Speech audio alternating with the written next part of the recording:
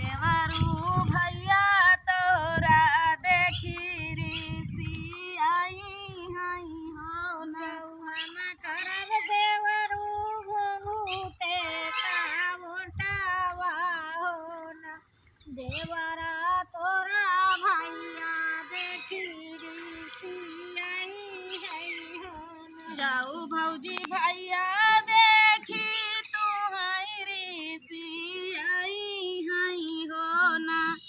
भौजी लाई के विदेश चला चला बाई हो ना भैया का देखी रीति आई है होन भौजी तो का विदेश लैके चला बाई होन जाऊ भौजी भैया तो का देखी ऋषि आई हई हो ना भौजी तुम्हारी लाई के विदेश चला चला बाई हो ना देखी भौजी भैया ऋषि आई है होन भौजी तो का विदेश लैके चला बाई होन सावन के देसावा तू आया मोरे देवारा हो ना देवारा हिया उठाई पथारे मालिया हो ना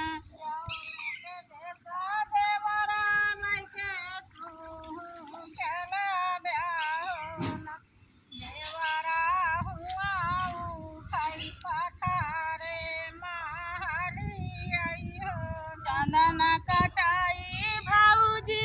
पलंगा सालाऊ बई हो ना भौजी खिड़की झांझरा खिड़की लगाऊ बई हो ना चंदना कटाई भौजी पलंगा सालाऊ बई हो ना भौजी झांझरा खिड़की काटाऊ बई हो ना काटी भौजी पलंगा सालाऊ बाई होन भौजी झझरी कालाऊ बाई भौजी झांझरा खिड़की काटाऊ बई हो ना भौजी झझरी खिड़की कालाऊ बाई होन सगर पलंगिया भौजी सोवैया ला बेलावा हो ना भौजी हम तारा खमई गोड़ा भरिया हो ना पलंगिया सोताई भौजी आला बेलावा ये कुल्ला है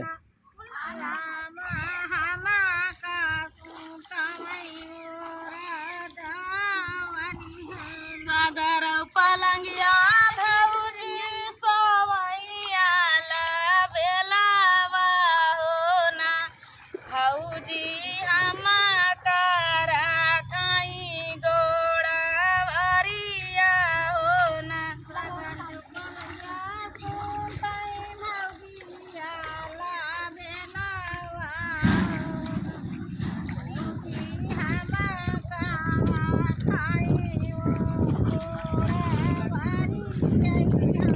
जाऊ माई जानी त भौजी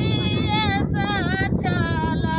कराबी हो ना भौजी काहे कालाई त तुहै विदेशवा हो ना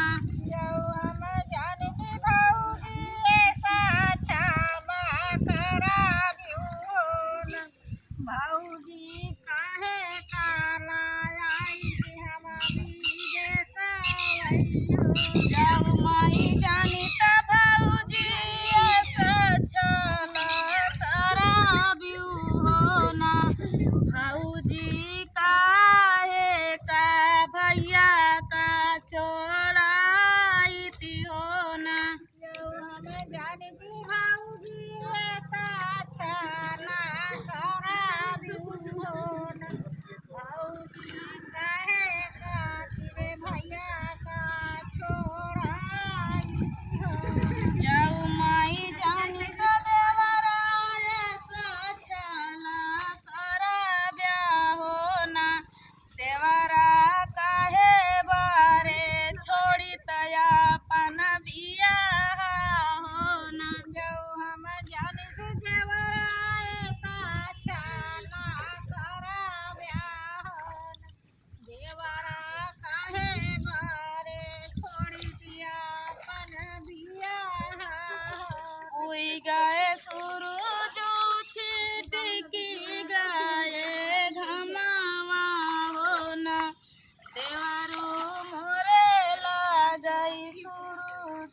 किरनिया हो ना कोई गाए सूरज की जाए घमावन देवरा मोरे ना गई